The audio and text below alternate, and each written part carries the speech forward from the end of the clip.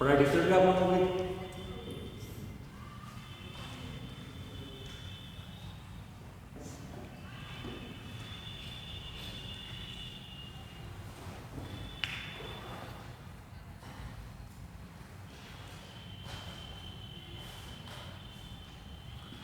तो class start की जाए। चलिए,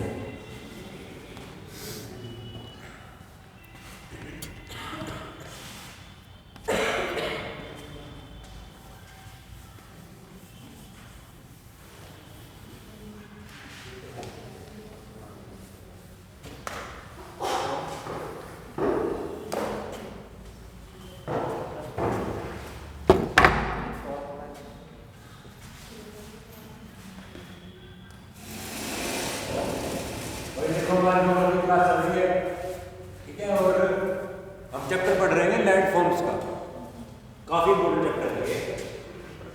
और आपको मैंने एक चीज बताई थी, देखो इसमें बेसिक तरीका क्या है इस चैप्टर को पढ़ने का। एजेंट्स याद रखते हैं, ठीक है। लैंड फॉर्म का मतलब आप समझते हैं कि जो हमारे सामने जमीन दिख रही है, जैसे नदी है, प्लेन है, पहाड़ है, वो कैसे बनते हैं, ठीक है। टिपिकल लैंडफॉर्म कैसे बनते हैं? वो बनते हैं कुछ एजेंट्स की वजह से। कौन से एजेंट्स मैंने आपको बताया था? रिवर हो गया, वाटर, बट ब्रॉड स्केल में कह सकते हैं पानी। उसमें स्पेसिफिकली हमने किसके बारे में मेनली पढ़ा? रिवर के बारे में, ठीक है। उसके बाद ग्लेशियर के बारे में हमने पढ़ा, ठीक है। इस तरीके से हम अलग अलग एजेंट्स के बारे में पढ़ रहे हैं कि ये क्या क्या लैंडफॉर्म्स बनाते हैं, ठीक है। एक बेसिक डिजाइन हमेशा आपको याद रखना है, मैंने पिछली क्लास में भी आपको बताया था।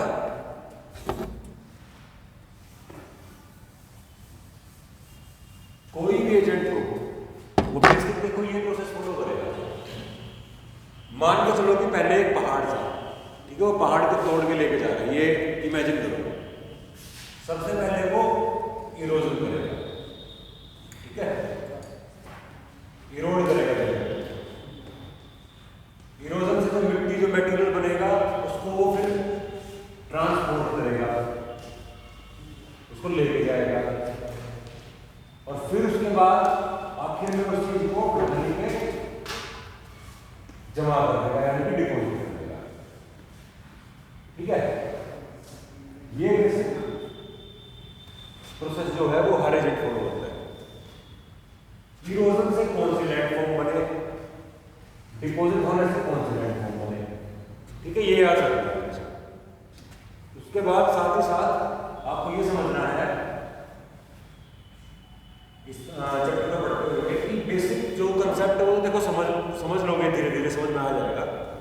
ध्यान तो देना है आखिर में पेपर के लिए जो इम्पोर्टेंट है वो ये है, हर एजेंट के इरोजन के और डिपोजिशन के कुछ टिपिकल लैंडफॉर्म है जो उसी एजेंट के होते हैं, ठीक है, वो जरूर है।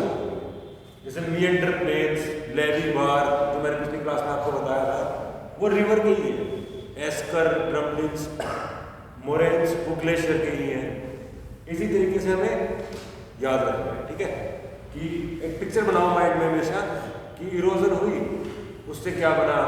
रिवर ने वी शेप वैली बना दी, ग्लेशियर ने यू शेप वैली बना दी, हैंगिंग वैली बना दी, ठीक है। तो डिपोजिशन होने से रिवर ने डेल्टा बना दिया, ग्लेशियर ने मोरेन बना दिया, है ना। जो ये टर्म आते हैं इतने स्पेसिफिक, वो हमेशा याद रखो। वो याद रखो किस एजेंट ने बनाई, और इरोजन से बनाई या डिपोजिशन से बनाई। अगर ये समझ में आ गया आपको, तो चैप्टर के क्वेश्चन सॉल्व करने में आपको दिक्कत नहीं आएगी। कहने का मतलब मेरा ये है कि ब्लाइंडली नहीं पढ़ना, है ना, हमेशा माइंड में पिक्चर रहनी चाहिए। तो देखिए, हमने पिछली क्लास में ग्लेशियर तक के लैंडफॉर्म्स कंप्लीट कर लिए थे, ध्यान होगा आप लोगों को। तो अब हम अगले एजेंट की बात करते हैं। अब हम एजेंट की जिसकी बात कर रहे हैं वो है बेसिकली ओशन या समुंदर, ठीक है, और उसके लैंडफॉर्म यानी कि समुद्र के तट पे यानी कि समुद्र के कोस्ट पे किस तरह के लैंडफॉर्म्स हमें दिखाई देते हैं। अब समुद्र के अंदर कौन सी वो ताकत है जो लैंडफॉर्म्स बनाती है? वेव्स एंड करंट्स, तरंग और धाराएं। ठीक है, वेव्स तो आप समझते ही है क्या होता है, जो पानी की हमें लहरें उठती दिखती हैं वो वेव्स है। करंट क्या होता है? ओशन करंट जानते हैं आप लोग क्या होता है? आएगा कोई दिक्कत नहीं, ओशन वाले चैप्टर में फिर से आएगा, वो डिटेल में आएगा।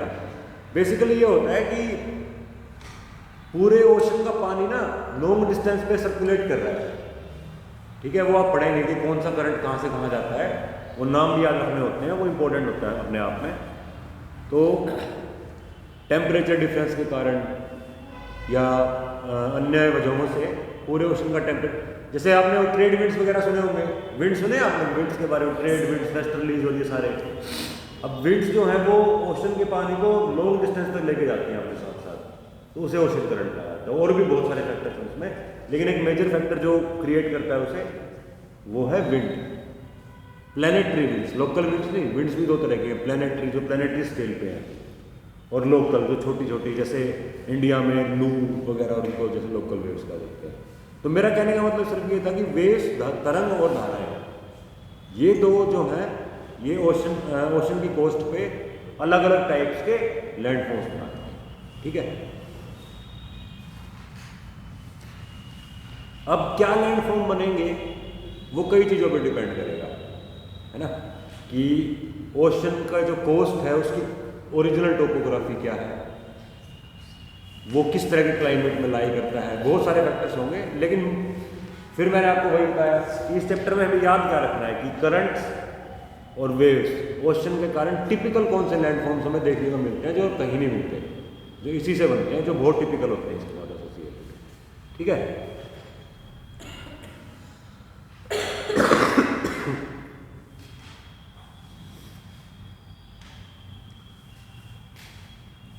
तो देखो, अब मैंने सबसे पहले आपको बताया कि कई सारे फैक्टर्स हैं जिस पर डिपेंड करता है कि किस तरह के लैंडफॉर्म्स बनेंगे।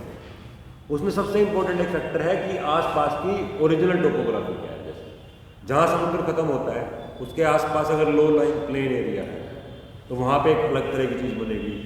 अगर उसके उस आसपास ओरिजिनली ऑटोमेटिकली ऊंचे पहाड़ हैं तो वहाँ पे अलग तरह के लैंडफॉर्म्स बनेंगे। ठीक है, तो पहला सबसे इंपॉर्टेंट फैक्टर कि आसपास की टोपोग्राफी क्या है। ठीक है, और इसी के ऊपर हमारा मेन चैप्टर चलेगा, ये टॉपिक चलेगा। तो पहला हम लेके चलते हैं, मान लो हाई रॉकी कोस्ट है, मतलब जहाँ पे समुद्र, जैसे समुद्र की हमारी नॉर्मली क्या कंसेप्शन है कि इसके साथ में एक नॉर्मल बढ़िया प्लेन एरिया होगा, सी बीच होगा और ये, लेकिन हर जगह ऐसा नहीं होता। बहुत जगह ऐसा होता है कि जहाँ समुद्र खत्म होता है वहीं से पहाड़ स्टार्ट होता है, तो वहाँ पे इतना अच्छा बीच तो नहीं बन पाएगा, है ना। तो मान के चलते हैं कि ऊंचे रॉकी कोस्ट है। ठीक है,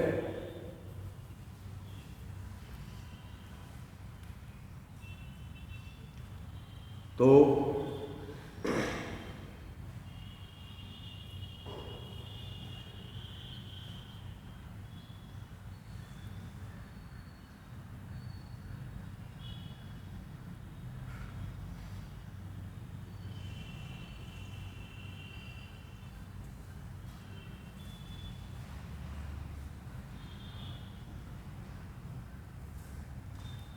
अब देखो क्या क्या फीचर बन सकते हैं, मैं आपको एक एक करके समझाता हूँ।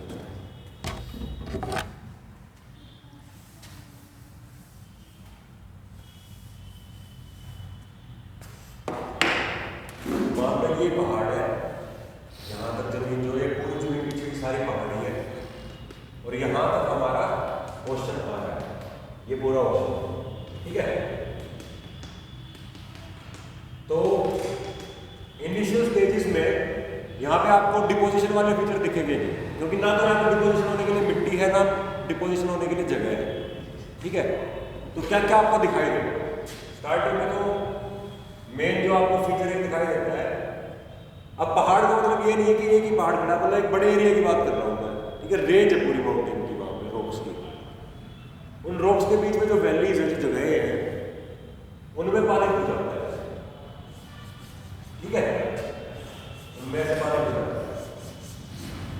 तो अगर ऊपर से मान लो आप किसी ड्रोन से उसका वीडियो बनाएं या हेलीकॉप्टर में बैठ के उसको देखें तो आपको क्या दिखाई देगा कि अगर मान लो यहाँ तक का लैंड की बाउंड्री थी, अंदर भी बहुत आगे तक जगहों पे पानी भरा हुआ है।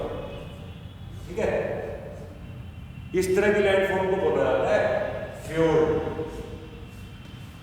ठीक है, ये नॉर्वे और जो स्कैंडिनेविया वाले जो देश है ना हमारे, वो बहुत फेमस है उसके लिए, और ये बहुत अच्छे टूरिस्ट स्पॉट माने जाते हैं। कई बार आप देखोगे ना, बहुत लोगों से सुंदर लगते हैं कि पहाड़ों से फिर तरह तरह के गेम्स होते हैं यहाँ पे, और कई बार ये एज अ पोर्ट भी यूजफुल बन जाते हैं, है ना। तो ये वर्ल्ड के स्कैंडिनेवियन में मेरे ख्याल से नॉर्वेजियन भाषा में खास तौर पर नॉर्वे जो है ना वो बहुत फेमस है इनके लिए, फ्योर्ड्स के लिए। ये जनरली उन इलाकों में मिलता है ये वाला फीचर, फ्योर्ड वाला फीचर। मैंने पिछले ग्लेशियर वाले चैप्टर में भी आपको एक बार फ्योर्ड के बारे में बताया था। वो क्या बताया था मैंने आपको कि ओरिजिनली किसी जमाने में पूरी दुनिया में आइस एज आई थी, कई बार आई है, मैंने आपको बताया था। ठीक है, तो वो एक ऐसा टाइम था जब यहाँ तक बर्फ थी, यहाँ तक क्या इसके आगे तक भी बर्फ थी। ठीक है, आइस एज खत्म हुई, ये बर्फ पिघल गई। अब ये जो बर्फ थी, ये ग्लेशियर जो था यहाँ पे, उसने यू शेप वैलियां बना रखी।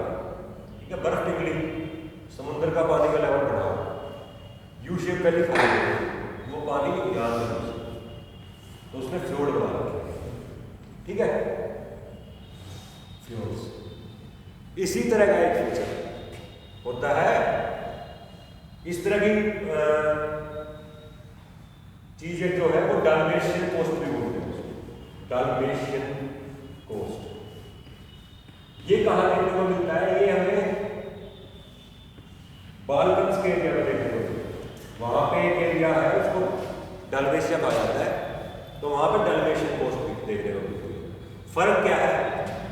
फ्योर्ड में ये एंगल है क्योंकि वैलीज का एंगल ये था, डाल्मेशियन कोस्ट में ये एंगल बनता है, पैरेलल जाता है पानी, क्योंकि ओरिजिनली जो है ना वो पहाड़ों के अलाइनमेंट और वो सब कुछ ऐसा है कि पानी सीधा ना जाके, क्योंकि सीधा तो पहाड़ है, वैलियां कोस्ट के पैरेलल है, तो ऐसे पानी बनता है।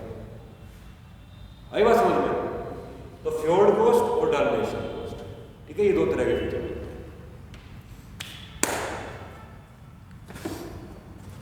फिर हाँ, अभी तो काफी कुछ बचा है इसमें। तो स्टार्टिंग में एक तो ये चीज देखने को मिलेगी, ठीक है। अब फिर वही ये पहाड़ है, यहां तक समुद्र है। मान लो पहाड़ पहले बिल्कुल स्टीप था, सीधा था, सैकड़ों हजारों सालों में यहाँ आके टकराती है। ठीक है, ये टूटता जाता है, घिसता जाता है, जो घिस रहा है उसके कारण पेबल और मिट्टी बन रही है और हाइट कम हो रही है। तो एक दिन ऐसा आता है कि ऊपर का पहाड़ घिस के और एक प्लेटफॉर्म सा बन जाता है, ठीक है, और यहाँ तक पहुंचा, क्योंकि ऊपर का पहाड़ उसने टक्कर मार के घिस दिया। आया समझ में? ये बन गया, ठीक है। अब ये प्रोसेस लगातार चल रही है, इसको वेव प्लेटफॉर्म कहते हैं। तो वेव प्लेटफॉर्म एक फीचर का नाम, फ्योर्ड, डाल्मेशियन कोस्ट, ठीक है, ये फीचर्स के नाम आते हैं। कोस्ट के बारे में मैं आपको ट्रेन में ओशन वाले चैप्टर में बताऊंगा, ठीक है। तो वेव प्लेटफॉर्म,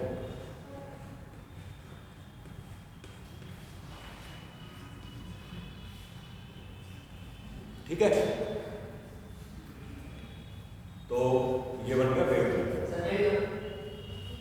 पूछा मत करो यार, आ जाए ना।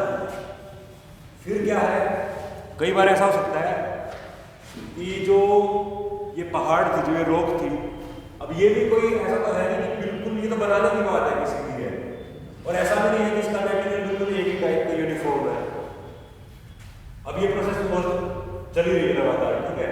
तो विद टाइम क्या होता है, कहीं शेप बन जाती है इसकी, इस तरह की शेप बन जाती है किसी इसके, यहाँ से कहीं ज्यादा किसी की, कहीं कम किसी है, ठीक है। जो साइड पोर्शन की तरफ रॉक की वो इस तरीके से घिसते घिसते तो टेरेस सीढ़ियां बन गई, ठीक है। एक ये फीचर। अब देखो, अब धीरे धीरे यहाँ पे ये भी घिस रही है, तो पानी का लेवल मान लो यहाँ तक पहुंच चुका है, ठीक है, किसी किसी एरिया में। तो अब जगह भी बन गई डिपोजिशन की, और जो घिस रही है, जो मिट्टी और जो पेबल्स क्रिएट हो रहे हैं उसकी वजह से, तो मेटेरियल भी क्रिएट हो गया। तो अब हमें डिपोजिशन के फीचर भी दिखने शुरू हो जाएंगे। अब डिपोजिशन के क्या क्या फीचर होते हैं, ये प्लेन में भी देखने को मिलता है और यहाँ पे भी देखने को मिलता है।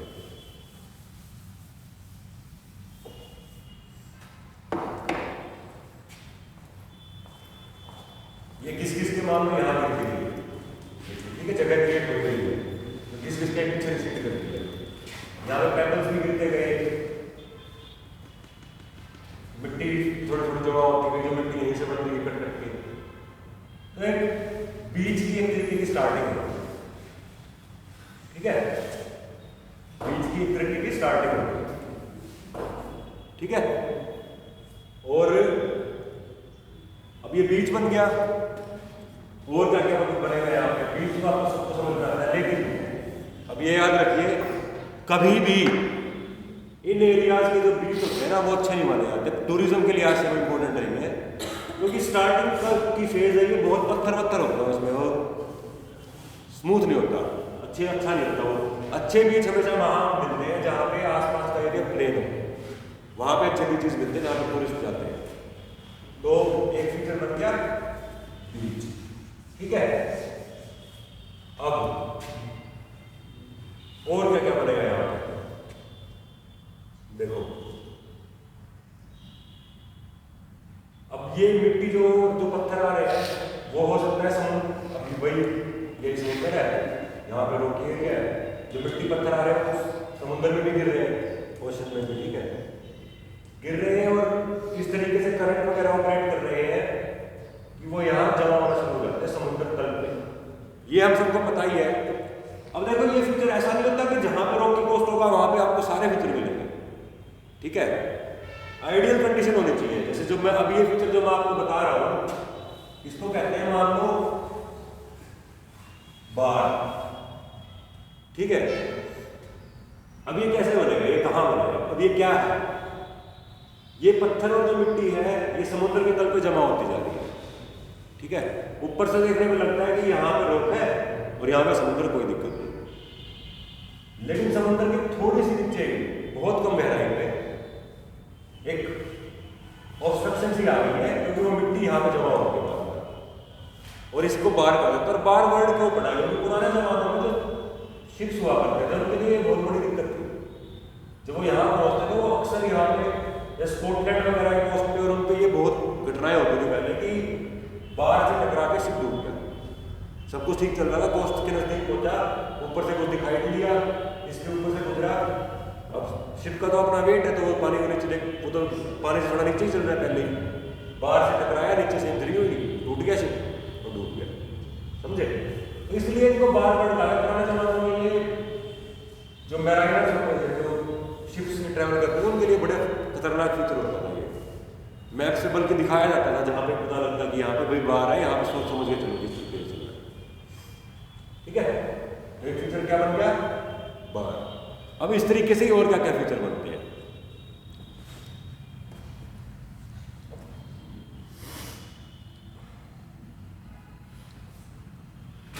तो देखो, बार्स जो है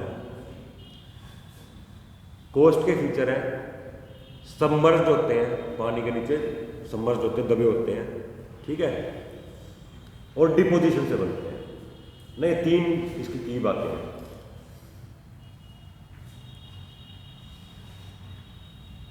जब वो इतने बड़े हो जाए बार कि वो पानी के ऊपर दिखाई देने लगे तो उनको बैरियर बार कहते हैं, समझ गए।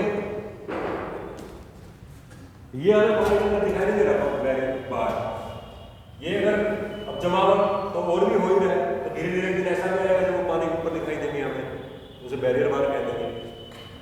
कई बार क्या होता है, ये वही रॉक है, ये ओशन है, ये बैरियर बार बना, पानी के ऊपर दिखाई देने लगा,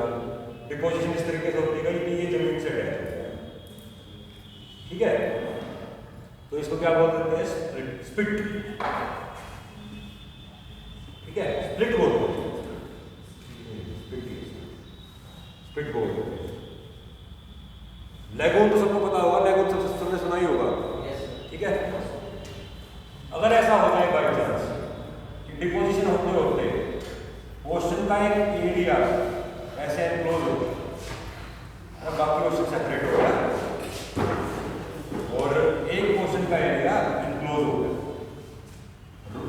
कोस्ट के बीच में और इन बार्स के बीच में, तो ये जो लेक सी बनी इसको हम लैगून, इंडिया में एक फेमस लैगून का नाम बताओ।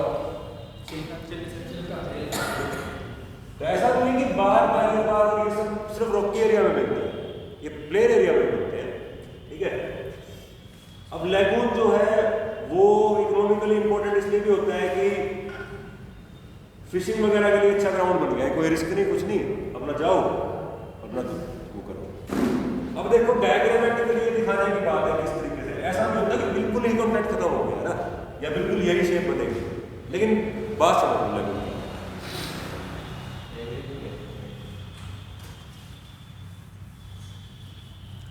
अब हमने क्या किसकी बात की थी अभी तक, हाई कोस्ट की, जहां पे कोस्ट पहले से ही ऊंची थी, वहां पे ये फीचर्स बनते हैं, ठीक है।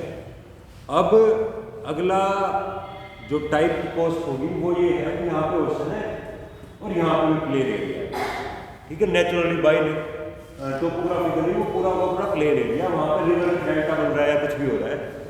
जैसे कि एग्जाम्पल सारा इंडिया का एग्जाम्पल देखें, सुंदरबन डेल्टा है ना, या कृष्णा गोदावरी डेल्टा, या जहाँ पे कावेरी का डेल्टा बनता है, वो सारा का सारा क्या है, वो प्लेन एरिया ही तो है ना।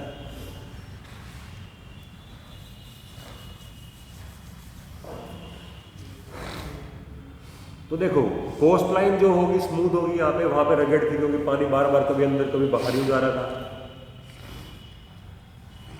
लैगून बनेंगे यहाँ पे भी, बैरियर बार, पिट्स, लैगून्स, बार, सब कुछ बनेगा, ठीक है। डिपोजिशन फीचर्स तो ये है। बीचेस तो आप समझ ही रहे हैं, सबसे बेसिकली बीच फीचर तो बीच है डिपोजिशन का।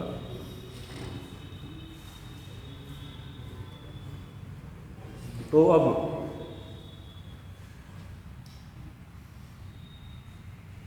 ये हमने दो टाइप के लैंड कोस्ट पे कौन से फीचर बनेंगे ये पढ़ा, ठीक है। अब देखो वेव कट प्लेटफॉर्म हमने पढ़ा, वेव कट टेरेस हमने पढ़ा, जहां पे पहाड़ थे आसपास, ठीक है। वहां पे और क्या क्या बन सकते हैं, या वेव कट क्लिफ्स भी बोलते हैं। क्लिफ समझते हैं आप क्या होता है, क्लिफ वर्ड किस लिए यूज होता है, भृगु, क्या होता है, खड़ी चट्टानों क्लिफ कहते हैं। समुद्र वाला जरूरी नहीं होता, कहीं पे भी हो खड़ी हुई चट्टान को, मतलब इस शेप को, ऐसी शेप अगर बने ना कि कहीं पे भी, जैसे एक पहाड़ हम नॉर्मली स्लोप होता है, अगर आप यहाँ पे खड़े और गिर गए तो लड़ते लड़ते पहुंचोगे नीचे। कहीं पे भी सीधी चट्टान है तो इसको क्लिफ कहा है हर जगह, ठीक है। ऐसा कोई जरूरी नहीं होता कि समुद्र किनारे के लिए वर्ड यूज होता है, उनको फिर स्पेसिफिकली सी क्लिफ बोलेंगे जो समुद्र किनारे के लिए। यहाँ पे खड़े होकर गिरे तो नीचे ही जाओगे सीधे, ठीक है, वो वाला स्ट्रक्चर परपेंडिकुलर बिल्कुल खड़ा हो।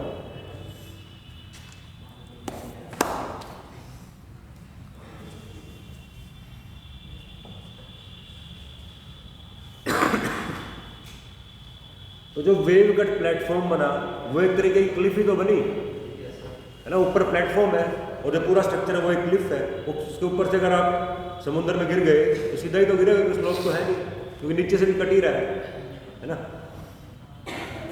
तो सी क्लिफ एक और फीचर। फिर कई बार क्या होता है, जैसे ये क्लिफ है, ये क्लिफ बन गई है, यहाँ तक ऑप्शन है, टेरेस लाइक स्ट्रक्चर बना दिया उसने, अभी भी टक्कर लगी रही है, जो रॉक्स गिर रही है वो भी इस पानी में है, वो भी टक्कर लगा रही है। तो जहां पे भी रॉक बाई चांस कमजोर हुई ओरिजिनली, वहां पे पानी ज्यादा अंदर घुसना शुरू हो जाएगा, घुसते घुसते एक टाइम के बाद वो केव बना, है ना, केव बना। अब एक दिन ऐसा भी आएगा कि सारी रॉक इरोड हो गई, लेकिन एक रॉक का पार्ट जो था वो बहुत मजबूत था। ठीक है, अब उसके बारे में बात करेंगे क्या किस फीचर बन सकता है।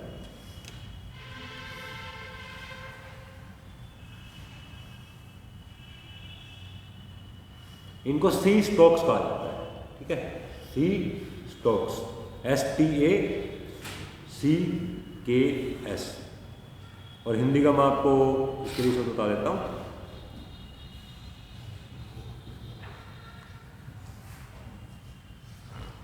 स्टैक ही इसके लिए वर्ड। ठीक है, समुद्री स्टैक, यानी कि सब खत्म हो गया, तो ये पूरा प्लेटफॉर्म खत्म हो गया, तो बस एक पिलर रहा बच गया, क्योंकि ये वाली रोक बच गई है। ठीक है,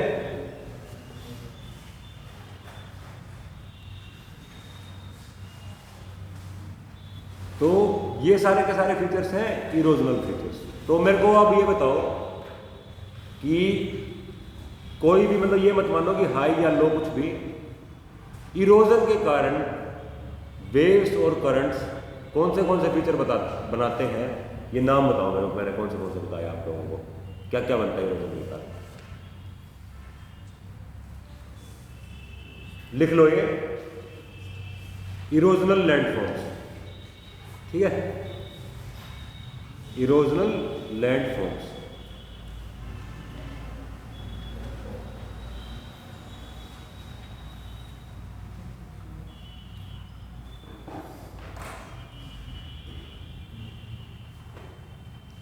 वेव कट प्लेटफॉर्म, समझ गए, ऊपर कटा था। दूसरा टेरेसिस, सीढ़ी नुमा टेरेस का मतलब ना। सी क्लिफ,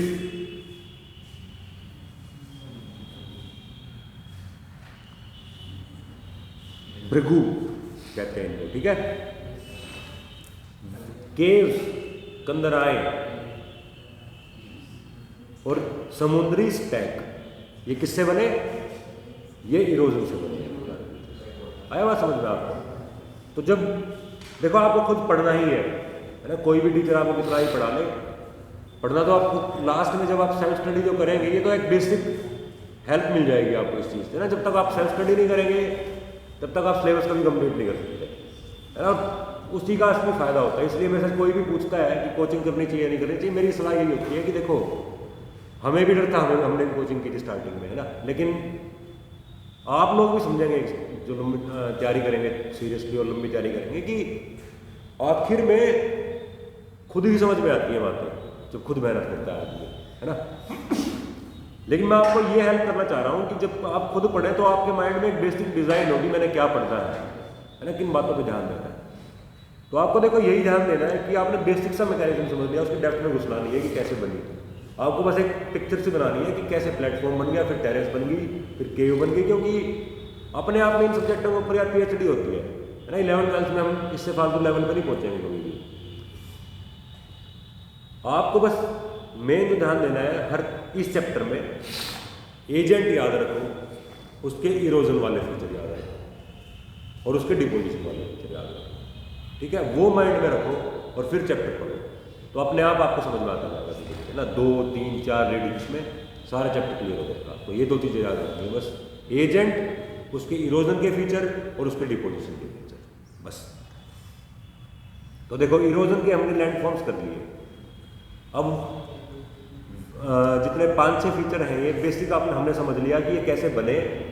और जब आप खुद पढ़ेंगे इस चैप्टर को, और जब आप वेव्स पे और करंट्स पे आएंगे, तो आपको इन्हीं पे फोकस करना है मेरे, है ना। ये टर्म्स जो मैं बताई है मैंने आपको, इन्हीं को समझना है, दोबारा से इन्हीं को याद करना है। यही हर सब्जेक्ट में देखो टेक्निक लागू होती है। उसके बाद हम आते हैं कोस्ट पे। वो हमने देखो एक वो पढ़ा था स्टार्टिंग में कि हाई इमरजेंट कोस्ट और लो कोस्ट। वो हमने समझने के लिए पढ़ा था कि किस जो ये बन रहे हैं हमारे टेरेस बन रहे हैं या जो प्लेटफॉर्म बन रहे हैं, ऑब्वियसली वो हाई इमरजेंट कोस्ट पे ही बनेंगे, या फ्योर्ड बन रहे हैं वो हाई इमरजेंट कोस्ट पे ही बनेंगे, लो एरिया में तो बनेंगे नहीं वो कभी भी। अब हम इन जनरल पढ़ रहे हैं कि इरोजन के फीचर कौन से हुए जो मैंने आपको बताए, डिपोजिशन के फीचर कौन से हुए जो मैं आपको बता रहा हूँ। पहला तो बीच सबको पता है, बीच कहाँ बनेगा?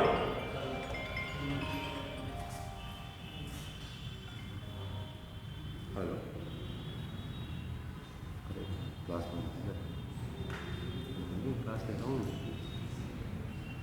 हेलो आवाज आई? अरे मैं क्लास ले रहा हूँ।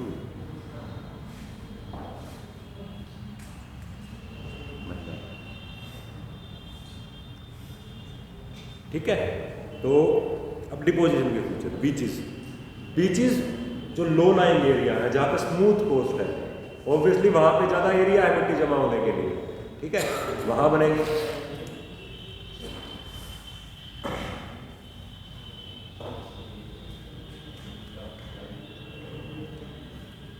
अब देखो एक शब्द आया है यहाँ पे, मैं आपको शब्दों पे फोकस करवा रहा हूँ क्योंकि वो पूछे जा सकते हैं कभी भी, क्योंकि एनसीईआरटी से ही इन जनरल एनसीईआरटी हमेशा रखता है एग्जामिनर आपके सामने, और एनसीईआरटी से कई बार कहीं से भी क्वेश्चन उठा देता है, तो हमें लॉजिक नहीं होता कि वो क्वेश्चन उसने क्यों उठाया।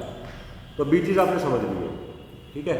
अब यहाँ पे एक वर्ड दिया है सिंगल बीचेस, हिंदी में भी उसको सिंगल बीचेस ही कहते हैं, ठीक है, SHINGLE सिंगल बीचेस। जहाँ पे आपको इस तरह के वर्ड दिखे उसको जरूर याद रखें, क्योंकि वो कभी भी सवाल बन सकता है। सिंगल बीचेस कौन से हैं? जहाँ पे पत्थर वगैरह ज़्यादा हो, बस इसको सिंगल बीचेस कहते हैं, सिंपल सी डेफिनेशन है इसकी। क्योंकि बीच की हमने जो मूवीज़ देख के जो इमेजिनेशन बना रखी है वो ये बना रखी है कि बहुत अच्छी मिट्टी होती है, वहाँ पे लोग लेटे रहते हैं, लेकिन बीच की डेफिनेशन नहीं होती। बीच की एक टाइप ये भी होती है जहाँ पे बहुत पत्थर वगैरह होते हैं, ठीक है, उनको सिंगल बीचेस कहते हैं। अब जहाँ पे बहुत मिट्टी हो, जो थोड़ा सूखा एरिया हो, वहाँ पे बीचेस के जस्ट पीछे, क्योंकि बीच तो हमेशा प्लेन होगा, मिट्टी सही से दबी होगी, क्योंकि समुद्र की जो वेव्स हैं बार बार वो आती हैं जाती हैं आती हैं जाती हैं। अगर थोड़ा सूखा एरिया है तो बीचेस के जस्ट पीछे सैंड ड्यून भी मिल सकते हैं, ठीक है, तो ड्यून भी इसका एक फीचर है। बीचेस यानी कि पुलीन, ड्यून्स यानी कि टिब्बे, दो फीचर हो गए डिपोजिशन के, आई, ठीक है। बीचेस तो हो ही गए, उसके पीछे ड्यून्स भी बन जाते हैं सूखे एरिया में जहाँ पे बहुत मिट्टी हो, जहाँ तक पानी नहीं पहुँच पा रहा है, वहाँ पे सैंड ड्यून जैसे रेगिस्तान में होते हैं ना, वैसे भी फीचर बन जाते हैं। बिल्कुल बीच तो बिल्कुल प्लेन होता है हमेशा, क्योंकि बार बार वेव का पानी, जैसे ज्वार भाटा नहीं कहते हम, जैसे ज्वार भाटा आता है, वो पानी आता है हर साल दिन में 2 बार, तो ड्यून तो बनने नहीं देगा, वो तो प्लेन एरिया मिलेगा आपको। उसके थोड़ा पीछे अगर बहुत मिट्टी वाला एरिया है तो ड्यून्स भी मिल सकते हैं आपको। तो दो फीचर हो गए ना, ड्यून्स और पुलीन, टिब्बे और पुलीन।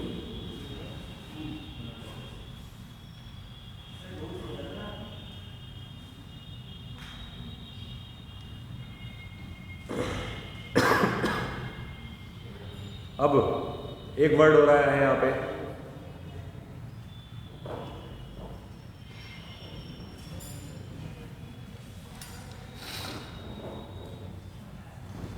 देखो मैंने आपको पहले बता रखी है चीजें ऑलरेडी।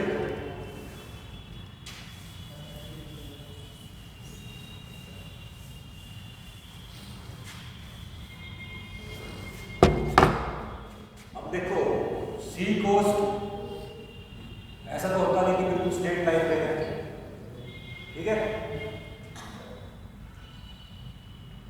मान लो ऐसे ऐसे, ठीक है, इस साइड जमीन है, इस साइड पानी है, तो वो एरिया तो थोड़ा सा जमीन के अंदर गया हुआ है, पानी का एरिया, जमीन जहाँ पे अंदर में गई हुई है, इसको बे कहा जाता है, बे, खाड़ी, बंगाल की खाड़ी, बे ऑफ बंगाल, ठीक है। लेकिन अब एक बात याद रखना, बे ऑफ बंगाल इस सेंस में, बे नहीं जिस सेंस में हम पढ़ रहे हैं, ये छोटा एरिया होता है। बे ऑफ बंगाल तो एक मेजर लैंड फॉर्म है ना, लेकिन उसके लिए शब्द भी यही यूज किया गया, बंगाल की खाड़ी, क्योंकि वहां पर मुझे भी ऐसे अंदर यूज किया, ठीक है। मैंने आपको बैरियर के बारे में बताया था, ठीक है, बैरियर बार के बारे में बताया था जब वो ऊपर दिखना शुरू हो जाए। मैंने आपको स्पिट के बारे में बताया था जब जुड़ जाए, और मैंने आपको लैगून के बारे में बताया, याद है, यही 4 फीचर लिखेंगे दोबारा से। बस एक बात आपको याद रखनी है कि जो प्रोसेसेस ऑपरेट करती है वो इस तरीके से करती है कि जहां पे खाड़ी होती है ना, वहां पे ये सब होने की मैक्सिमम प्रोबेबिलिटी होती है। भाई यहाँ ज्यादातर लैगून वगैरह और जो बार वगैरह स्पिट वगैरह ये सब आपको खाड़ी के सामने देखने को मिलेंगे। थ्योरेटिकली हो कहीं भी सकता है, लेकिन यहाँ पे मिलने जा रहा है। और जब बे का एक वो एरिया इसके अंदर बैरियर के बार के अंदर फंस जाता है, उसको लगता है जैसे कि चिल्का ले टिपिकल हो जाता है। ठीक है,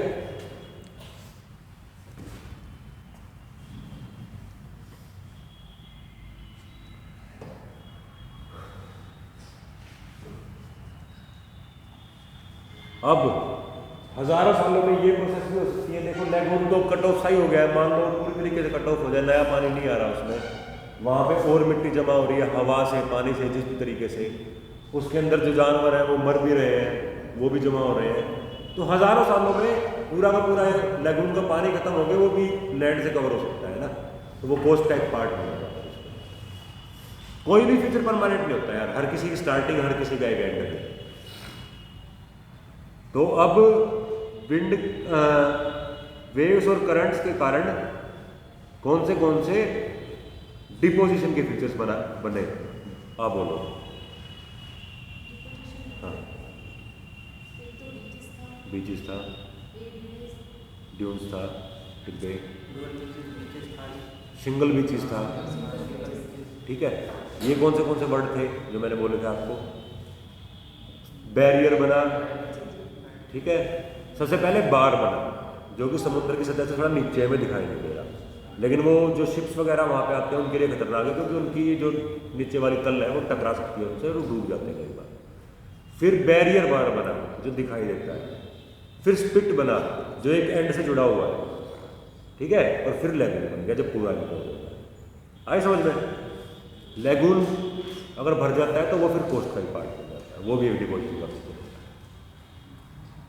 आगे जब इस टॉपिक को खुद पढ़ेंगे आप तो ये बेसिक डिज़ाइन हमें याद रखना है कि कौन से डिपोजिशन के फीचर्स हैं, कौन से इरोजन के फीचर्स। पहले इरोजन के फीचर समझो, फिर डिपोजिशन के फीचर्स।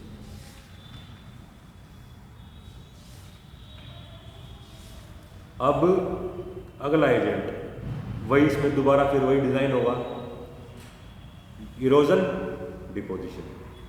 एजेंट कौन सा है? विंड। हर जगह ऑपरेट करता है, ये अपने अपने लैंडफॉर्म बनाता है, लेकिन इसके लैंडफॉर्म जो है ना मोस्ट प्रोनाउंस्ड, जो टिपिकल इसके लैंडफॉर्म देखने को मिलते हैं वो रेगिस्तान के इलाकों में देखने को मिलते हैं। ठीक है, ये अपने आप में एक क्वेश्चन हो गया कि भाई कहाँ इसके टिपिकली लैंडफॉर्म देखने को मिलेंगे। क्यों देखने को मिलेंगे रेगिस्तानी इलाकों में ज़्यादा? क्योंकि वहाँ पर मिट्टी को उड़ा के ले जाना आसान है। बाकी जगह तो पेड़ है, वेजिटेशन है, वो मिट्टी को उड़ने नहीं देंगे, तो विंड इतना इरोड ही नहीं कर पाता कि वो कुछ बना पाए। लेकिन रेगिस्तानी इलाकों में टिपिकल फीचर्स देखने को मिलते हैं। ठीक है, तो क्या क्या फीचर्स हमें देखने को मिलते हैं। फिर यहाँ पे वही अगला यहाँ से यही स्टार्ट होगा कि कौन से फीचर होंगे, इस पर डिपेंड करेगा कि टोपोग्राफी कैसी है। मान लो सूखा रेगिस्तान है और प्लेन रेगिस्तान है जहाँ पे मिट्टी की मिट्टी है, वहाँ पे अलग चीज़ देखने को मिलेगी। जो थोड़ा पहाड़ी एरिया है वहाँ पे अलग तरह की चीज़ देखने को मिलेगी। ठीक है,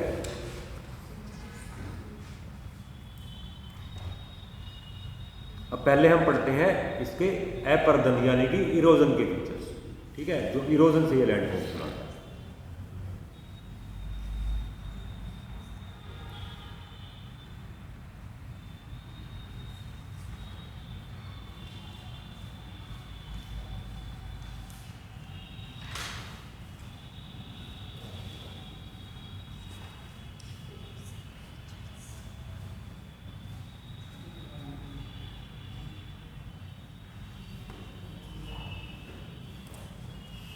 अब देखो लंबी चौड़ी कहानी दी हुई है इसमें, लेकिन हमें कोई जानने की जरूरत नहीं है, उसमें मोटी मोटी बात समझनी है बस। तो सिर्फ इतना समझ लो, मान के चलो कि एक पहाड़ों का एरिया था। ठीक है, मान के चलो एक पहाड़ों का एरिया। अब डेजर्ट का मतलब ये नहीं है कि एक बूंद भी पानी नहीं आता वहां पे, है ना, पानी भी एजेंट है वहां पे अपने आप में। तो पानी कई बार बारिश होता है, मान लो एक पहाड़ था डेजर्ट, ठीक है, अच्छा बड़ा पहाड़ था,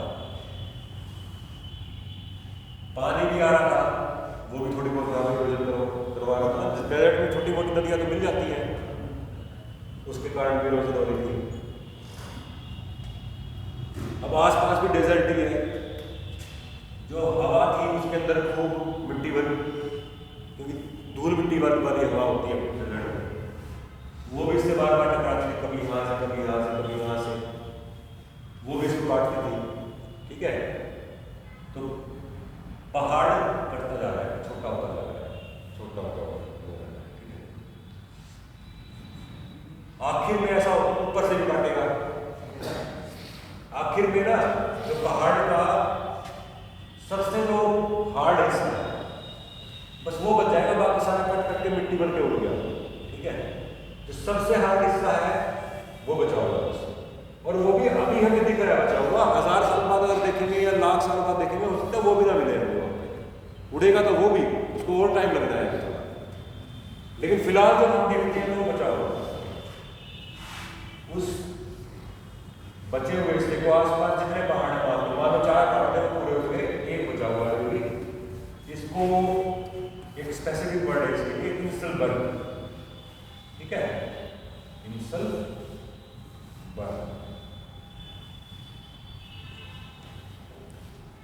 एक फीचर, ठीक है।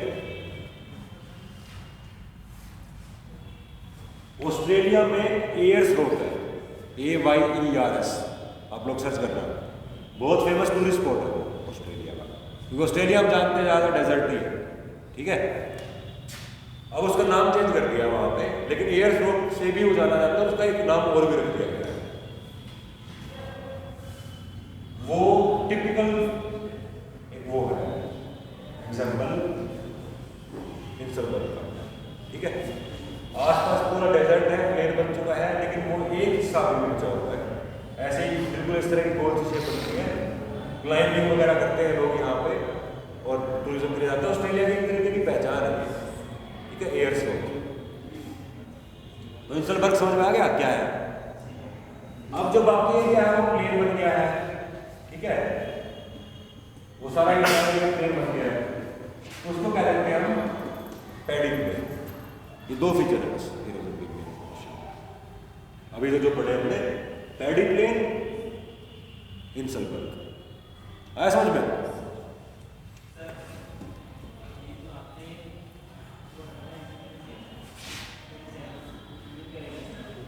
इंसलबर्ग ही लिखा है यार, वो आगे वो लिखा होगा ना, उसी का बचा हुआ है।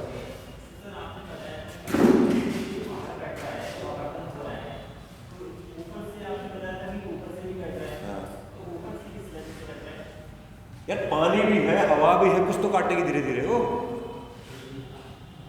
पानी हवा कुछ तो काटेगा, अगर यहाँ से काट सकते तो यहाँ क्या दिक्कत काटना, यहाँ से भी कटेगा।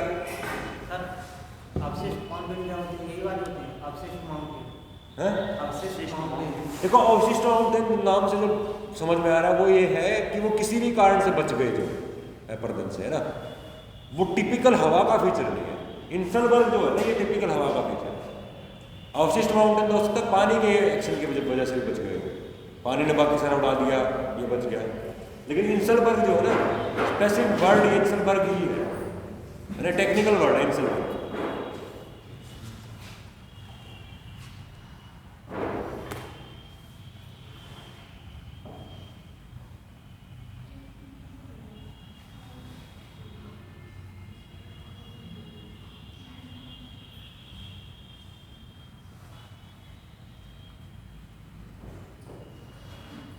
हिंदी में भी इसके लिए शब्द इंसलबर्ग ही है।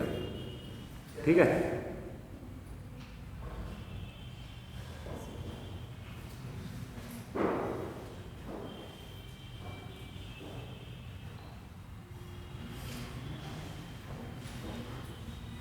तो पैडी प्लेन, इंसलबर्ग। ठीक है, इरोजनल फीचर होगा ना, इरोजनल फीचर।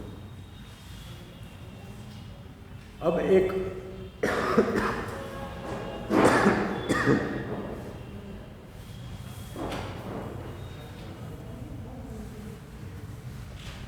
अब देखो वे एक और फीचर बन जाए। अब ऐसा है कि मान लो चारों तरफ पहाड़ है, ठीक है, चारों तरफ पहाड़ है। ठीक है,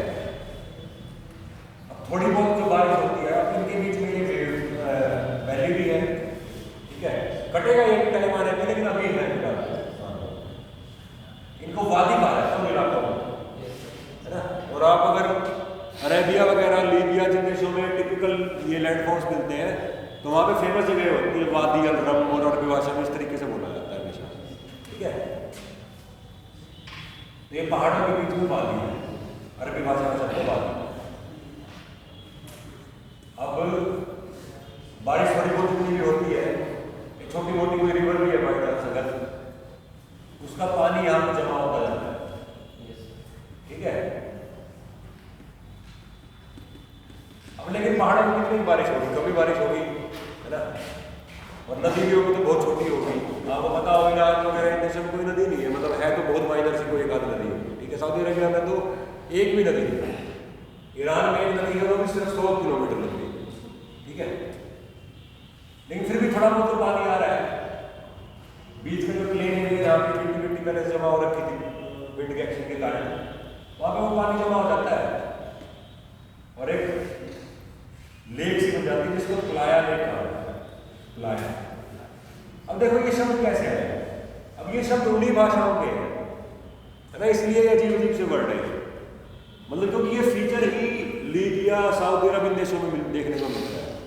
वहाँ के लोग उसको हजारों सालों से प्लाया ही कहते आए होंगे, तो ज्योग्राफी ने भी प्लाया ही वर्ड ढूंढ लिया, उसके लिए बना लिया, ठीक है, प्लाया बोलते हैं। अब ये अक्सर जो होता है बहुत नमक वाला पानी होता है, क्योंकि यहाँ वहाँ से इतने मिनरल्स को लेके आ रहे हैं, बहुत मीठा पानी साफ पानी तो होगा नहीं है। और अक्सर ये होता है कि सर्दियों में प्लाया दिखेगा आपको, लेक दिखेगी, गर्मियों में फिर डेकोरेशन होकर घूम जाएगा, फिर बारिश का सीजन आएगा, हल्की सी फिर लेक बनेगी, शाम तक सारी प्रोसेस रिपीट होती है। फीचर याद रखो बस प्लाया, ठीक है, क्या होता है समझ गए।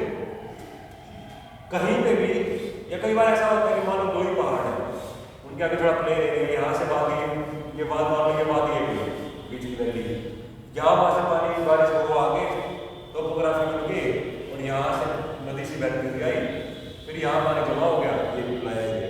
प्लाया बेसिकली डेजर्ट एरिया में जो लेक बनती है छोटी सी प्लेन एरिया में, ठीक है, उसको प्लाया कहते हैं।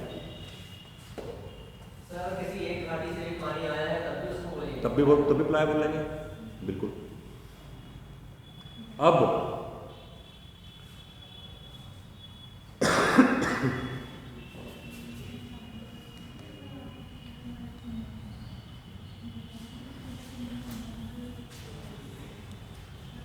जब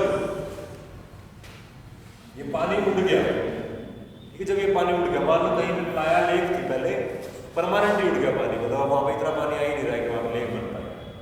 तो जो भूमि है ये बहुत सोल्टी सी अल्कलाइन सी होती है, इसको कलर भूमि कहते हैं, ठीक है, कलर भूमि, एल्कलाइन लैंड, ठीक है, क्योंकि इतना सारा बिल्कुल सारा एल्कलाइन सिस्टम वो बन जाती है इसकी कलर भूमि, ठीक है। और एक टिपिकल फीचर अब इंपॉर्टेंट है,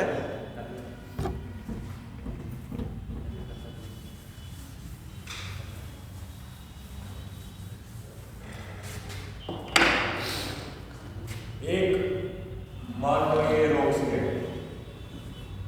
ठीक है, विंडा टकरा रहा है, विंड के अंदर तो बहुत मिट्टी है, धीरे धीरे इसको तोड़ता जाएगा, दोबारा से वही प्लेटफॉर्म सा बना देगा, एक टेरेस बना सकता है। यहां से मान लो रोक कहीं तोड़ दी जाएगा तो वहां पे ज्यादा गहरा छेद हो गया तो केव बना सकता है, ठीक है। एक लेकिन बहुत ही टिपिकल जो डेजर्ट के बारे में बचपन से हम पढ़ते हैं,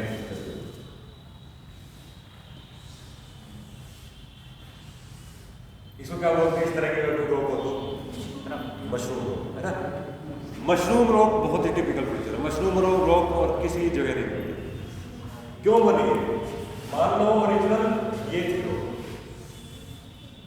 डेजर्ट की विंड्स आ रही, ठीक है, विंड्स का एक्शन जो है डेजर्ट में ज्यादा है, ऐसा क्यों, क्योंकि कोई लैंडफॉर्म सूखा है, दूसरा विंड्स के अंदर मिट्टी है, जो मिट्टी अपने आप में भी करवाया है, ठीक है।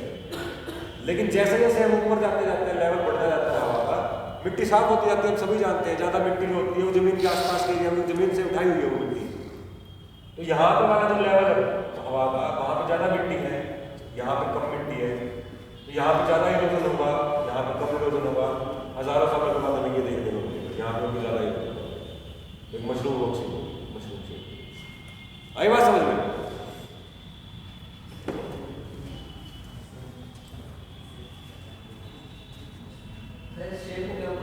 मशरूम रोक ही कहते हैं इसको, छत्रक, छतरी जैसी, ठीक है, छत्रक। और ऐसे ही टेबल लाइक, वो प्लेटफॉर्म बना दिया काट काट के, ठीक है, तो टेबल लाइक स्ट्रक्चर बना दिया। आया समझ में?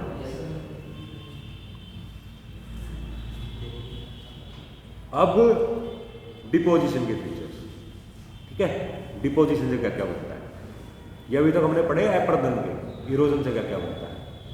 अब डिपोजिशन के फीचर्स, अब विंड जो, अब ये भी देखो डिपेंड करेगा कैसा एरिया है ना, हर जगह पे सेम फीचर्स नहीं देखने को मिलते। अब कहने को पूरा का पूरा राजस्थान डेजर्ट है, लेकिन सैंड ड्यून्स कहाँ देखने को मिलते हैं? सिर्फ जैसलमेर में मेनली, है ना, रेत के टिब्बे। तो विंड जो होता है ना, वो एक सोर्टिंग एजेंट की तरह काम करता है, यानी कि नेचुरल सी बात है, वो जो फाइन मिट्टी है उसको जो ज़्यादा दूर तक उड़ाता है, पत्थर कंकड़ जो है वो जल्दी गिर जाते हैं, वो इतनी दूर नहीं लेके जा पाता, ठीक है। तो जहाँ पे भी विंड के कारण डिपोजिशन के फीचर मिलेंगे, वहाँ पे अच्छी एक सोर्टिंग मिलेगी, फाइन मिट्टी के टिब्बे बने होंगे, पत्थर कंकड़ उनके नज़दीक पड़ा होगा एक किनारे पे, ठीक है। टिपिकल फीचर सब हम सब जानते हैं, रेत के टिब्बे, सैंड ड्यून्स, है ना, विंड के कारण टिपिकल जो डिपोजिशन फीचर, जो डेजर्ट की पहचान है असल में। जब हम डेजर्ट इमेजिन करते हैं तो हम सैंड ड्यून इमेजिन करते हैं, है ना। अब जो सूखे गर्म डेजर्ट, अब यहाँ पे एक बात होगी, ठंडे डेजर्ट भी होते हैं, आप जानते होंगे, एक एग्जांपल दो मेरे को, है ठंडे रेगिस्तान का, और कोई हो एशिया में कोई दो, गोबी, ठीक है, गोबी रेगिस्तान। क्योंकि डेजर्ट बाय डेफिनेशन ये है जहाँ पे बारिश एक लेवल से कम होती है, बस बारिश भी नहीं, प्रेसिपिटेशन, किसी भी फॉर्म में पानी, बारिश तो रेन है, लेकिन बर्फ जो आ रही है वो भी पानी ही है, वो एक लेवल से कम होता हो, बस उसको हम डेजर्ट कहते हैं। सैंड ड्यून जो है वो टिपिकली हमें गर्म रेगिस्तानों में देखने को मिलेगा, लेकिन ये 100% कुछ नहीं होता यार, गोबी के रेगिस्तान में भी सैंड ड्यून है, ऐसी बात हो गई, ठीक है।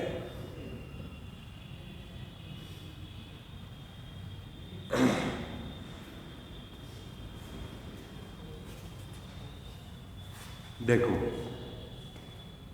मान लो मिट्टी पड़ी है, ढेर पड़ा है मिट्टी का, हवा आई, ये मिट्टी का ढेर था,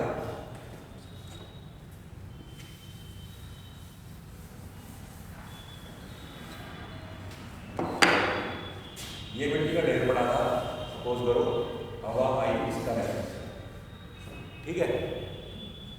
तो किस तरीके से सॉर्ट आउट होगा? सबसे नेचुरल जो फीचर बनता है,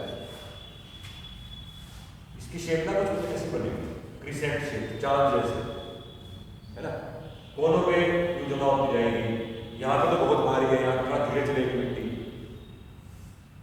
ये शेप, यहाँ पे ऊंचा होगा रेत का स्तर, और फिर इस लाइन होगा, समझ गए कैसे शेप बनेगी, क्रिसेंट शेप, चांद जैसे, चंद्रमा, नेचुरल। इस टाइप की जो टिपिकल, और क्या नहीं जरूरी है इस चीज के लिए कि सारे जमीन प्लेन हो, यूनिफॉर्म, तब ये बनेगी, ठीक है। इस टाइप के लैंडफॉर्म को, इस टाइप के सैंड ड्यून को हम कहते हैं बर्चन। अब ये जितने शब्द हम सैंड ड्यून के पढ़ेंगे ये सब अरबी भाषा के, ठीक है, क्योंकि टिपिकल जो लैंडफॉर्म मिलता है डेजर्ट वाला वो अरब में, उत्तरी अफ्रीका में, वहां पे भी अरबी भाषा ही बोली जाती है, वहां मिलता है, ठीक है। तो इंग्लिश ने उन्हीं के वर्ड उठा रखे हैं, तो उनकी भाषा में टिब्बे जो चांद जैसे शेप के दिखते हो, जो कि प्लेन एरिया में देखने को ज्यादा मिलेंगे, जहाँ पर बिल्कुल यूनिफॉर्म सरफेस हो, उसको बर्चन कहा। ये टिपिकल सैंड ड्यून जो हम इमेजिन करते हैं वो है। आई बात समझ में? सैंड ड्यून का एक प्रकार है।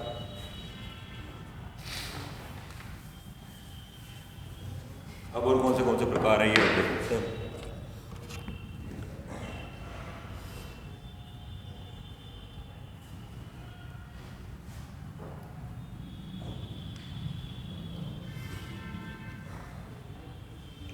अब हिंदी का शब्द बताना चाह रहा हूं आपको,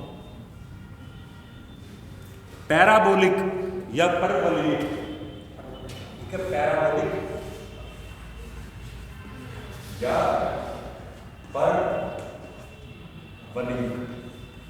ठीक है, ये एक और टाइप का सैंड है। अब ये कैसा होता है, वही मिट्टी का एक ढेर था, वही इमेजिन करो। ठीक है, वही हमारा डायरेक्शन थी, क्रिसेंट शेप बनाया था। ठीक है, इसका उल्टा बन जाएगा ऐसा,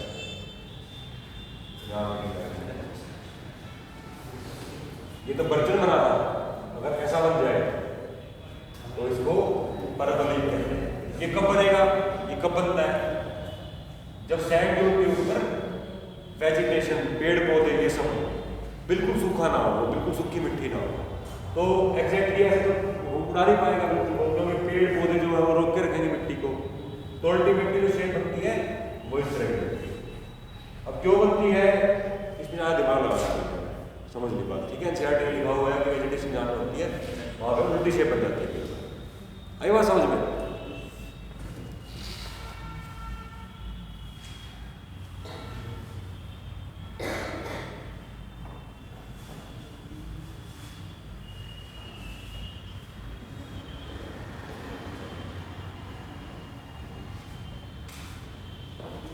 अब 2 और बनेंगे बस, 2 और शेप बनेंगे बस। अब ये बर्तन बने थे, ठीक है, इसकी 2 भुजाएं हैं। मान लो एक ही भुजा बने, किसी भी कारण से विंड की डायरेक्शन कुछ इस तरह की ऐसे विंड आ है ना, आधा चंद्रमा बना, इसको कह देते हैं हम शीफ।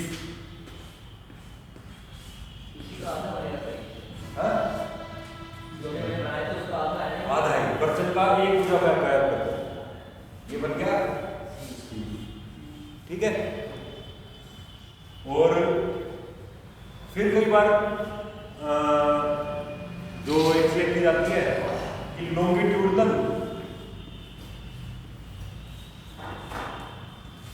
लॉन्गिट्यूडनल मतलब समझते होंगे,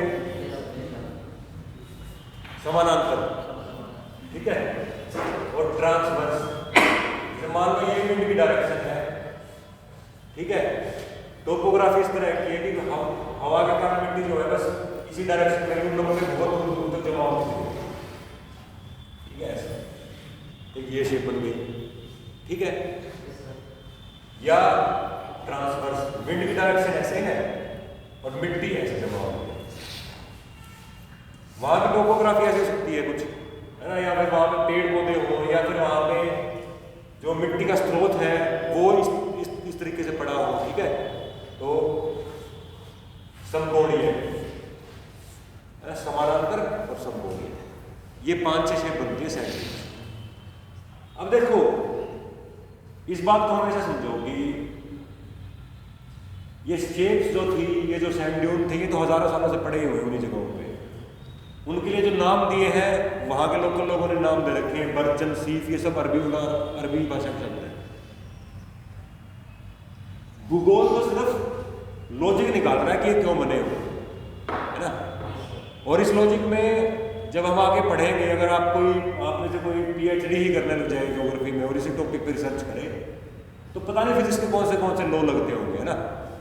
तो हमें इतना दिमाग नहीं लगाना होता कि भाई ये क्यों बने, हमें सिर्फ अपना पर्पस सोल्व करना है कि हमें एग्जाम में का क्वेश्चन होना चाहिए। बस एक पिक्चर बनाने के लिए इसको बता रहा हूँ आपको, ये बात की कोई इंपॉर्टेंस नहीं है, ना इनसे कुछ प्रूव होता अभी, क्योंकि अर्थ की रोटेशन और पता नहीं क्या क्या लगता हुआ है, तब ये शेप बदल दिया होंगे ना। लेकिन एनसीईआरटी ने इतना दिया है, उतना समझ लो बस। क्वेश्चन मैक्सिमम आकृति है ऐसी, क्या कहेंगे ये पूछ लेते हैं, आकृति क्यों बनी, ये बहुत मुश्किल है पूछना, है ना। ये इसलिए बताया जाता है क्योंकि आपको याद रखने में आसानी होती है, उससे माइंड में एक पिक्चर बनती है उस चीज़, है ना। इसलिए मैं बता रहा हूँ आपको बार, अगर उसे बार बार आप पढ़ेंगे तो एक माइंड में पिक्चर बन जाएगी, ऐसे हवा आ रही थी तो बर्तन बन गया और ये हो गया। ठीक है, अब टिब्बे जो होते हैं ना, एक बात और याद रखिएगा, टिब्बे स्थायी नहीं होते, बढ़ रहे हैं टिब्बे, है ना, आगे बढ़ रहे हैं।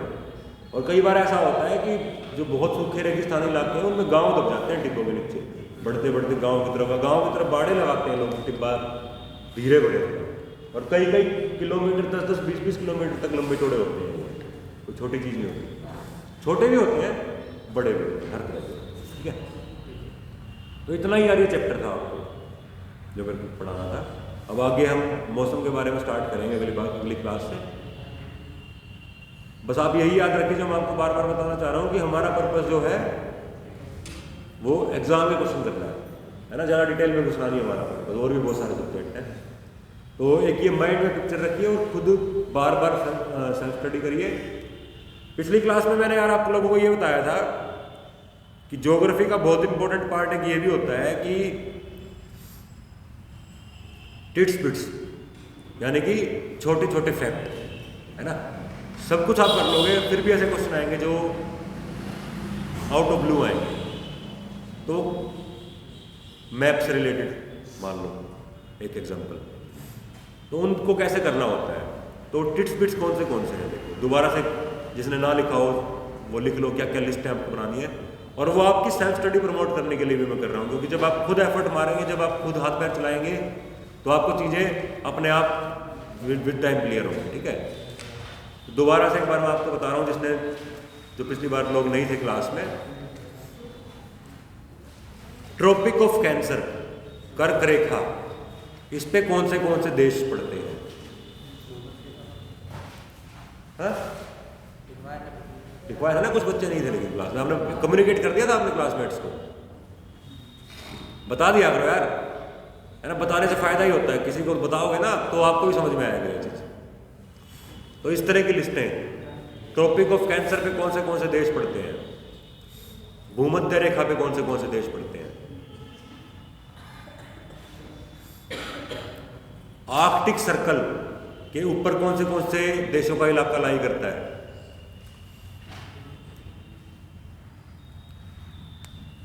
ट्रॉपिक ऑफ कैप्रिकॉर्न, इस पे कौन से देश लाई करते हैं,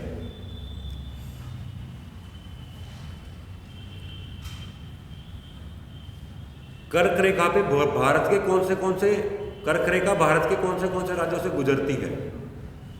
ठीक है,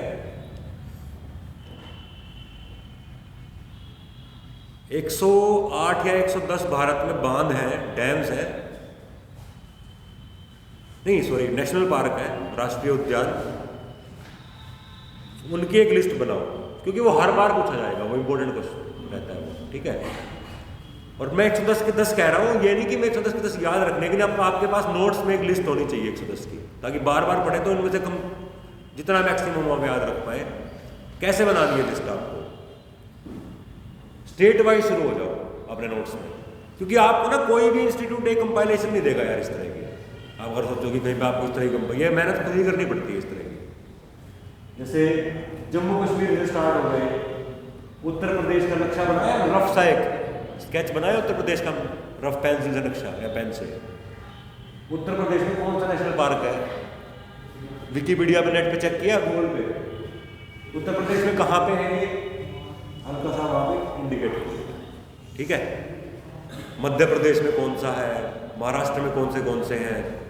ठीक है, नेशनल पार्क के बारे में कितना पढ़ना है आपको, ये नेशनल पार्क, एक बार ये मैप तो बन ही जाएगा आपका। पहले नंबर 1 उत्तर प्रदेश मान लो, उत्तर प्रदेश लिखा, एक ही नेशनल पार्क है दुधवा नेशनल पार्क, वो इंडिकेट कर लिया।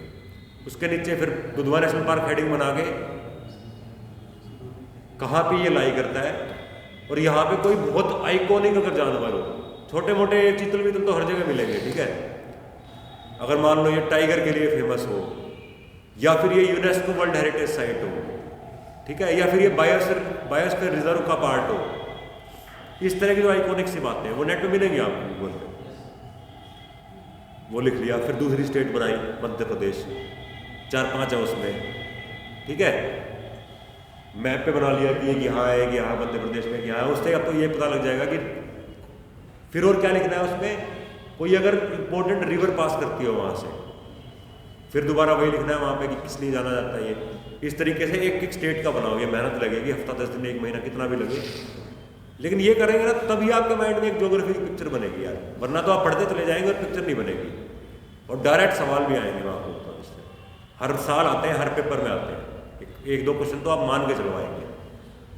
और जो आप बेसिक किताबों में नेशनल पार्क वगैरह के बारे में पढ़ते हैं उसमें हल्का सा ट्रिक बना दिया अगर पेपर में, तो आप कर नहीं पाओगे उस क्वेश्चन को। इसलिए मैं ये पूरी लिस्ट बनवा रहा हूँ।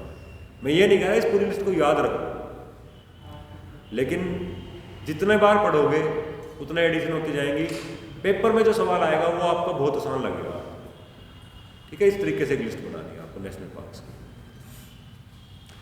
जितने बांध हैं भारत में, मेजर जो बांध है 60-70 बांध है, वही दोबारा से कौन सी स्टेट में है, किस नदी पे है। ठीक है, अब जैसे आजकल जम्मू कश्मीर में 2-3 बांध बन रहे हैं, झेलम पे और इंडस पे और नदियों पे। अब वो बार बार 2-3 सालों से न्यूज़ में चल रहे हैं बहुत ज़्यादा, क्योंकि पाकिस्तान किशनगंगा नदी पे कौन सा बन रहा है, झेलम पे कौन सा बन रहा है, ये चीज़ें हैं ना, क्योंकि पाकिस्तान के साथ कॉन्फ्लिक्ट रहता है उन बांधों को लेके। रिहांड बांध कहाँ है, हीराकुंड कहाँ है, ये वो आपको पता ही है। देखो बात पेपर में पूछे जाते हैं। ठीक है, आप एक जगह उनको कंपाइल कर लोगे, इस बहाने आप पढ़ भी लोगे उनको, और आप जब एग्जाम नजदीक आएगा तो आप उनको पेज खोल के एक बार दोबारा से रिवाइज भी कर सकते हो। इंडिया में जितने बायोस्फीयर रिजर्व्स हैं, ठीक है, उनमें से कौन से world network of biosphere reserve का पार्ट है। ठीक है, ये अब बहुत सारे बायोस्फीयर रिजर्व जो है वो नेशनल पार्क वाले क्षेत्र में ही होते हैं ऐसे में, तो वो भी आपका लिंक बन जाएगा कि नेशनल पार्क था ये, इसी का कुछ एरिया जो है ये इस नाम से बायोस्फीयर रिजर्व है। ठीक है, और जितनी रामसर साइट्स हैं इंडिया में 40 पे तकरीबन मेरे ख्याल से 35-40 है, 55 हो गई है, 75 हो गई है, बढ़ा दिया, उस पहले ज़्यादा नहीं हुआ करती थी। ठीक है, तो 75 की 75 याद रखने में मैं एक्सपेक्ट नहीं करता आपसे, लेकिन आप खुद समझ जाओगे कि इसमें से कौन सी इंपॉर्टेंट है याद रखने चाहिए। जो मॉन्ट्रियो कोड में उनमें से कौन सी आती है ना, मॉन्ट्रियो कोड है रामसर साइट से रिलेटेड। और उसके अलावा और ये सब आप करोगे तो यार आप इसके थ्रू आप इतना कुछ पढ़ लोगे कि नदियों के बारे में, हर चीज़ के बारे में आपकी नॉलेज बढ़ेगी जब आप खुद पढ़ोगे इसको गूगल से ढूंढोगे कहने। लेकिन लिस्ट इतनी भी बड़ी ना हो जाए, एक नेशनल पार्क है उसके बारे में 2-3 लाइन से ज़्यादा भी नहीं होना चाहिए। देखो इतना ही होना चाहिए जो याद रह सकता हो, मैनेजेबल हो। ठीक है, उसके अलावा मैपिंग में देखो, मैपिंग जो पूछी जाती है ना हमेशा, वो उन्हीं जगहों को ही पूछी जाती है जो उस समय न्यूज़ में चल रही है, क्योंकि वही ध्यान जाता है हमेशा, है ना। मैपिंग के अगर क्वेश्चन देखोगे आप तो अक्सर वो वही क्वेश्चन मिलेंगे जो किसी कारण से उस टाइम न्यूज़ में ही थे। जैसे कि वेस्ट एशिया, हमारा मिडल ईस्ट कह देते हैं जिसको, सीरिया, लेबनान, इजराइल, ये हमेशा ही न्यूज़ में रहते हैं, यहाँ पे हमेशा ही कुछ ना कुछ चलता ही रहता है। तो मैप्स में भी इसके क्वेश्चन बहुत पूछे जाते हैं, है ना। तो मिडल ईस्ट वाला जो एरिया है, इजराइल और पर्शियन गल्फ कहाँ है, इसकी आपको एक आइडिया होना चाहिए, कहाँ पर्शियन गल्फ है, कहाँ लाल सागर है, मेडिटेरेनियन कहाँ है। अब ये देश इस तरीके से, क्योंकि ये सब देश फ्रेंच और अंग्रेजों ने के अंडर थे पहले, उन्होंने ये देश बनाए, बाद में देश के तौर पे बनाए, और वो इस तरीके से बने कि लगभग हर देश की चाहे 2 किलोमीटर का एरिया दिया हो, समुद्र से टच करवा रखे हैं ताकि उनका व्यापार चलता है। जैसे एक समझने के लिए बता रहा हूँ आपको बात ना, तो इस एरिया की मैपिंग आनी चाहिए आपको, ये एरिया मैपिंग के लिए लिहाज से इम्पोर्टेंट है। बाकी फिर टाइम होएगा यार, मैप करने का कोई शॉर्टकट नहीं होता। मैप करना लैंग्वेज सीखने की तरह है, जैसे आप लैंग्वेज है कोई नहीं तो आप उसको 24 घंटे पढ़ लो रोज, जल्दी नहीं सीख सकते, जो टाइम लगेगा वो लगना ही है। तो ऐसे ही मैप, जब आप ज्योग्राफी पढ़ते जाएंगे विद टाइम, आपकी मैपिंग अपने आप इंप्रूव होती चली जाएगी, उसके लिए अलग से एफर्ट करने की कोई जरूरत नहीं है। हाँ, इस तरह की बातें, दुनिया की सबसे लंबी नदी कौन सी है, दूसरे नंबर पे कौन सी है, तीसरे नंबर पे, टॉप 3 याद रख लो, है ना। सबसे बड़ी लेक कौन सी है, वो टॉप 3 याद रख लो। फिर कुछ बड़े आइकॉनिक से सवाल होते हैं, जैसे कि ये 5 ग्रेट लेक्स यूएसए की, है ना, ये ज्योग्राफी में इंपॉर्टेंट है क्योंकि इकोनॉमी के लिहाज से वो इलाके इंपॉर्टेंट है। तो कौन सी वो 5 लेक हैं, ये याद होना चाहिए हमेशा। इसके अलावा इतना ही यार, अभी तो इतना करो, इसमें टाइम लगेगा अभी तो। है ना। इतना कर लोगे आप, अगर एक रजिस्टर इन चीज़ों का बना लोगे तो आपको एग्ज़ाम में बहुत हेल्प करेगा, क्योंकि एग्ज़ाम जब नज़दीक आएगा ना तो इतना सिलेबस हो जाता है। अगर आपने वो एक जगह पे इस तरह की चीज़ें जो किताबों में एक जगह नहीं मिलती, वो कंपाइल नहीं कर रखी है, तो आपको ढूंढने में बहुत टाइम लग जाएगा कि पढ़े कहाँ से। ठीक है, चलो।